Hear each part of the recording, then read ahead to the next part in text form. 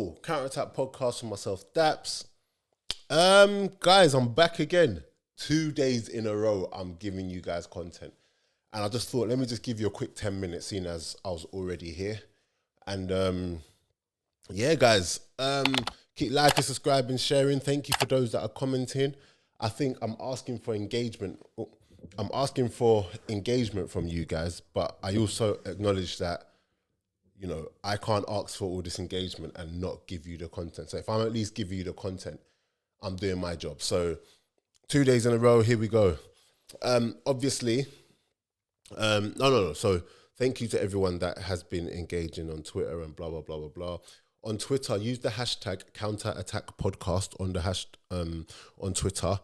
And yeah, just at me and with your thoughts or whatever. And I'm going to get back to you. I'm trying to build a community or rebuild my community, shall I say. But yeah, guys, Manchester United. Listen, obviously the top teams have performed semi-well, let's just say. You know, Tottenham, obviously they've lost Kane and whatnot. I don't know why I started with Tottenham. Don't know why. But let me just go to Man City. Man City won, good performance. Arsenal put in a good performance and, you know, got it over the line. Chelsea looked good. Liverpool looked good in spells yesterday. Like, they got their point. It was down to Manchester United now. And if I'm being totally honest, Manchester United got the 3 points, and obviously that's all they're going to care about at this moment in time. But they looked bad. Manchester United looked like they hadn't had a pre-season. Wolves were just sharper all over the pitch, and Man United just looked like they just weren't as sharp as if it was their first session of pre-season. You know, you had that. You know, I'm just going to go in from the get-go. Mount, Bruno and Casemiro, it is not it. We know how I feel about Bruno. I feel like last season, by his standards, from what I've seen, was probably his best season. And we can mention when he had all those goal scoring, whatever, but outside of the goal scoring, I never ever thought he was all of that, to be honest.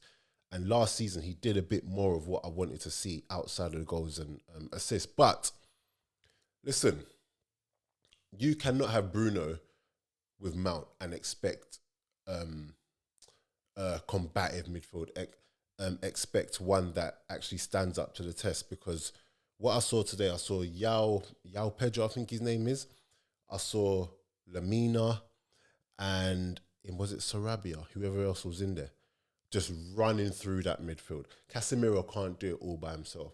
And I know a load of people are going to look at the Casemiro, Mount and Bruno and say that, you know, Mount is to blame or whatever, but Casemiro can't do it by himself. And I'm not even going to go at Mount today. What I am going to do is say Bruno needs to take more responsibility. As the captain, you've been in that Manchester United system for a few years now. Like, you played under the last under Ten Hag for a whole year now. You know what is expected of you. And if you're supposed to be this player that everyone says you are, I just expect more from you. And today was literally the Bruno that I know, where outside of goals and assists, he doesn't really impact the game. I felt like Anthony, for those of you that watched the ones with me and Luns, the podcast, and we had a little moment with Anthony, honestly, man, I said it before, Anthony, there's something about him that I'm just not gonna rate. Like, he needs to do something drastic for me to, Anthony needs to do something drastic for me to really start rating him and think that he's going to be anything different to what I'm seeing of him. He doesn't beat a man anymore. No. Pause. He's wasteful in possession. His final third, there's no end product. So I don't know what he does. And I saw someone tweet saying that Anthony probably wouldn't even get into the Wolves team right now. And he wouldn't. Neto and who was on the other side? Was it Mateus Nunes? I think he did. What a player, by the way. He looked good today. Yeah, he ain't getting in ahead of them. So Anthony, I'm not having him. And guys know me. I'm not the sort to come here and say this player's rubbish and that player's rubbish. And I'm not going to call Anthony rubbish, but I'm just not having him. Take from that what you want. I'm not having him one bit. He doesn't bring anything. He doesn't add anything. Him and Garnacho on the other side were absolutely killing Rashford. And people can say Rashford is not a striker, but he had zero service today. Even when they did get into the right areas, they were not providing anything.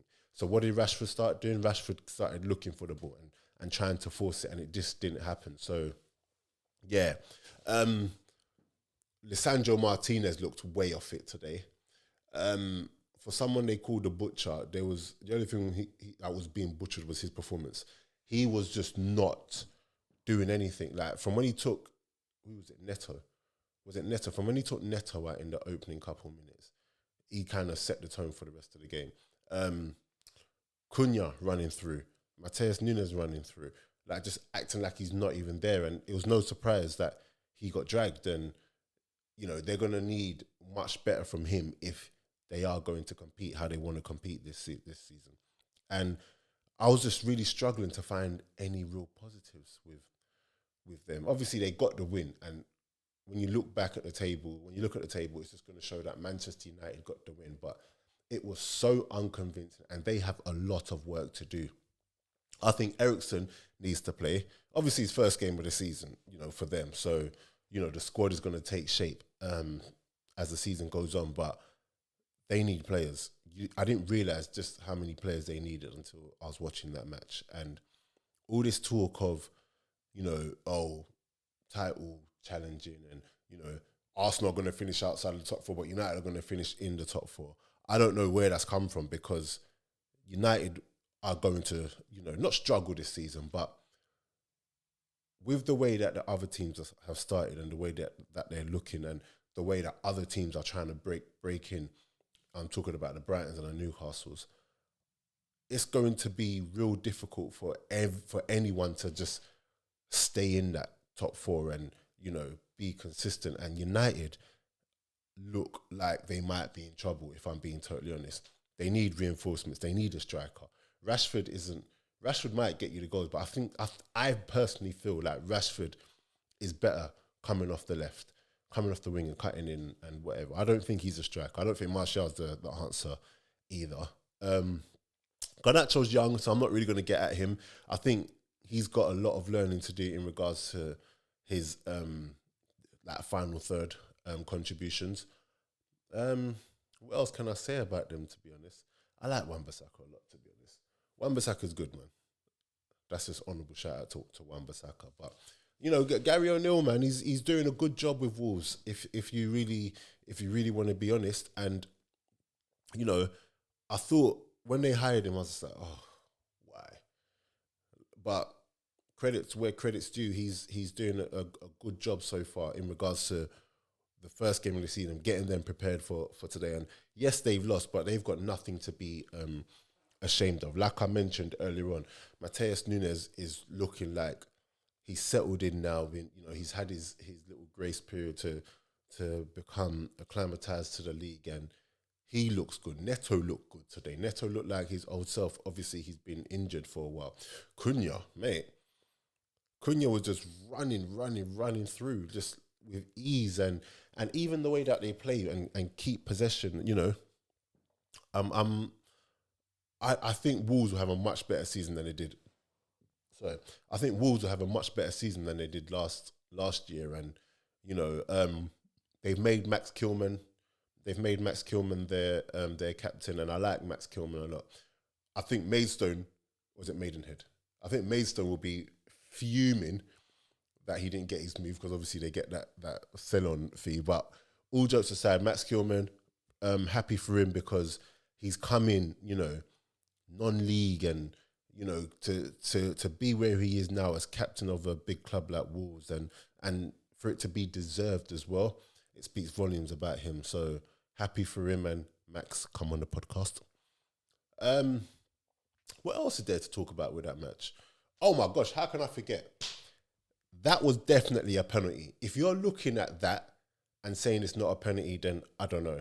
Because if that was any other player with a tackle or a challenge, whatever, that late, it's given as a foul. So I don't know what it is that they've seen where they've said, oh no, it's not a foul. And, you know, I saw I think it was Australia. I saw a clip of in Australia how you can hear the communication between the referee and those in the VAR studios, like what is going on, and you know, it would be good if you can hear that because it's a foul all day long, but yet they don't give it. So what's I don't know what it is that they want to see.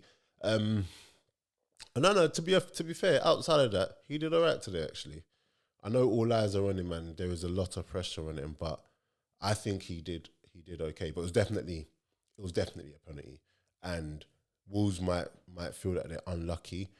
I feel like as well, Fabio Silva came on, and when they first bought him, they had high hopes for him, and he was like a hot prospect, and he's come on today, and he looks more, grown, like he's a man now, and he's had a couple chances, and I think he'll do well for them this season. He's had that season out on loan, he's come back, and he just looks ready, and looks like he can cause probably looks like one more year of first team football under his belt, and I'm expecting good things from him. But overall, Wolves are gonna. I feel like they're gonna be okay because from what I've seen, and yes, it's only one game, but they're already looking miles better than last season and looking more like the old Wolves where, they have really good players in possession and are frightening on the counter-attack. So, shout out counter-attack.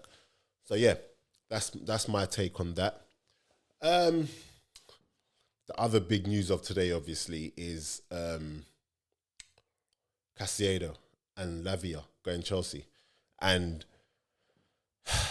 honestly, someone said to me, I saw a tweet saying it's a masterclass because of the midfield that they got with Enzo, Caceido and Lavia. I wouldn't say it's a masterclass. They've done well to go around the rules and get their player. They've done absolutely remarkable, but I wouldn't say it's like a masterclass because they spent £1 billion. Yes, they got rid of some players as well, but we're not talking about that. All I'm saying is that they've done well because I think when I tweeted that person saying I wouldn't say it's a masterclass, I had other people coming back to me saying it is a masterclass. In a couple of years, you're going to be. They've done well, but when you're spending that much money over the course of a year, just getting all the best young players from around Europe, you're going to get it right at some point in regards to the personnel. So that's a really good midfield. And, if I had £1 billion or whatever to spend in that short space of time, I would also be able to get that midfield. I would also be able to get some of the players. And, yes, someone also said that no one complains when Pep does it. I see people complaining about the amount of money that Pep spends all the time. Oh, he can't do it without all this money and blah, blah, blah. People complain about the money he spent all the time and just keep the same energy. I actually don't care. They managed to find a way to get around the rules. Fair play to them because we would all do it if we could. But, let's not call it a masterclass. But yeah, Caceido going there. I think that's an excellent addition. 8-year contract, them death row contracts. I think that him with Lavia, it's crazy because the two outstanding DMs who were available from last season have both gone to Chelsea, which is insane to me. That Lavia, who is really, really good and all the top teams wanted him, and Caceido, who obviously all the top teams wanted him too, have both gone to Chelsea. And to have him, to have Enzo, Lavia and Caceido in the same team, you just got to respect it. Now it's just about if they can gel. Now it's just about if Pochettino can get them playing to, the levels that are required for them to mount a challenge. I think that they'll do well this season. I think it will be a season too soon for them to win the league. But I definitely see Chelsea coming back to the Chelsea that we know that they can be. But I think once they've had a season to really gel with each other and Poch has really ingrained his philosophy and whatnot into them, I think they'll come back. But they're gonna be a good team. Even if let's just say their tactics were awful and the way they set up. If you've got the players that they've got in that midfield, it's going to be a struggle for any team. So fair play to them. But yeah, guys, let me know in the comment what you think of the buy. Is it a masterclass from Chelsea? I don't think it is. Man United's performance. Where do you not think they will finish this season? Also, I'm finding it hard to accept people's justifications for why Arsenal will finish outside of the top four.